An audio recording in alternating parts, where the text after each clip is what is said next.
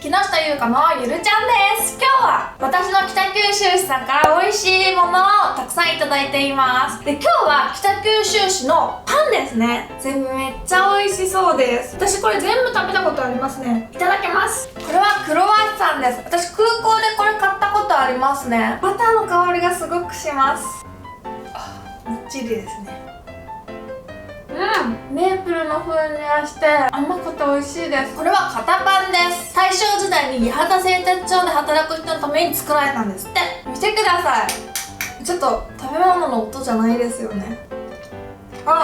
やっぱり超硬いです。ちょっとね、なかなか食べるの難しいですね。牛乳とかに浸して食べると柔らかくなって美味しいんですよ。でも食べ応えがあってすごくいいです。じゃーん、これがですね、北九州市民がこよなく愛するパン屋さんのパンです。これがね、オムレットなんですけど、子供のお小遣いとかでも買えるお手頃なお値段で、私もちっちゃい頃からめっちゃよく食べてました。懐かしいです。ふわふわですね。なんかシンプルな味で、もう全然食べても飽きない感じだから、すごいいっぱい食べちゃってましたね。これがね、練乳が入ったパンなんです。これが美味しいんですよ。パンがね、ちょっと歯ごたえのある感じなんですけど、素朴な味に練乳クリームがすごくよく合ってます。じゃん、また DVD が入っています。今回はね、子育て編。北九州市での子育てがわかるってことです。早速見てみましょう。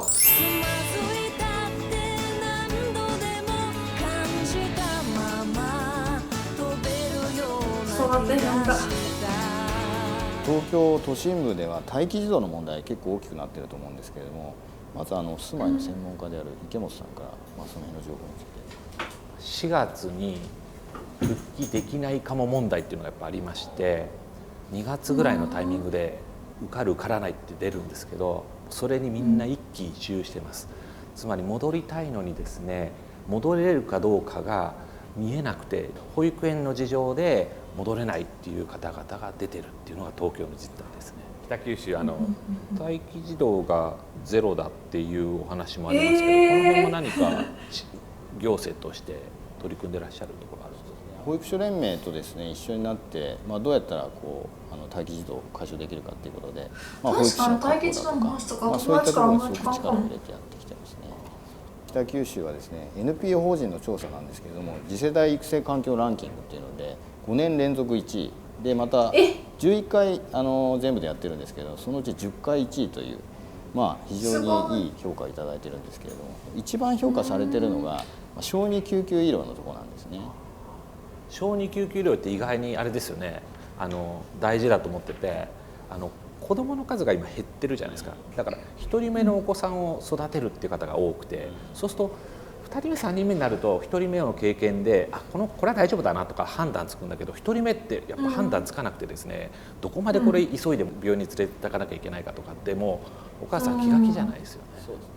そういう意味では北九州市はですね、24時間365日対応できる小児救急医療の病院が4つあるんですね、市内に。なので、ほぼ車でだいたい30分圏内のところに病院を設置している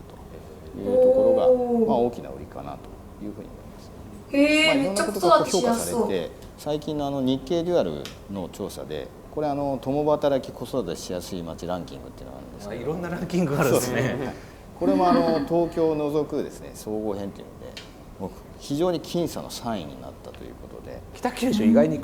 ランキング強いですね。なかなか知られてないだけに、なんとかしてランキングで、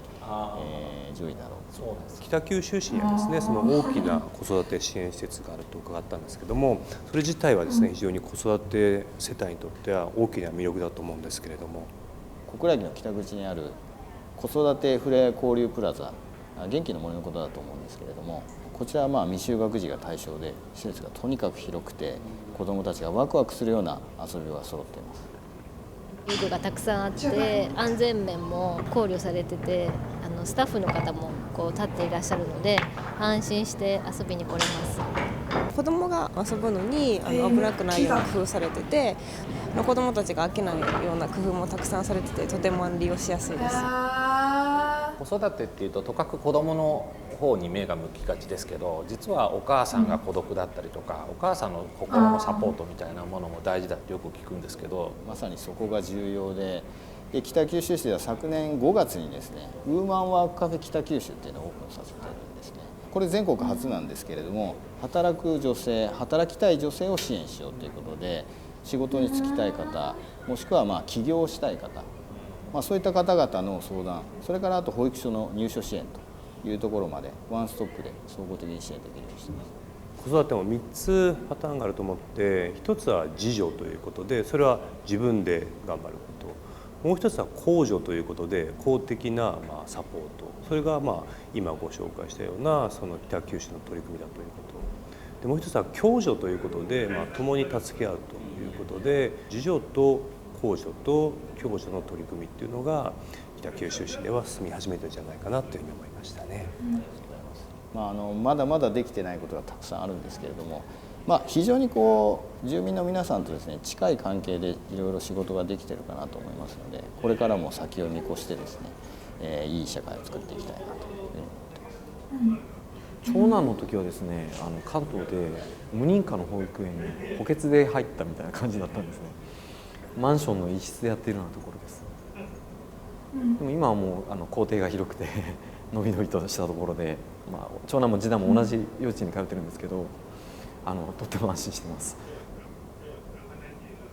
なるほどですね。でも確かに私のね地元の友達とかで保育園に子供を入れられないって困った人の話しか聞いたことないんですからね。でみんな結構ね働いてますね、お母さんもね。そう私もね同世代の人たちはみんな結構お母さんの人多いんですよ。で私もね北九州ですくすく育った子供の一人です。結構ね楽しかったですで北九州のことなら定住移住の情報サイト北九州ライフを検索してみてください。じゃあね、バイバーイ。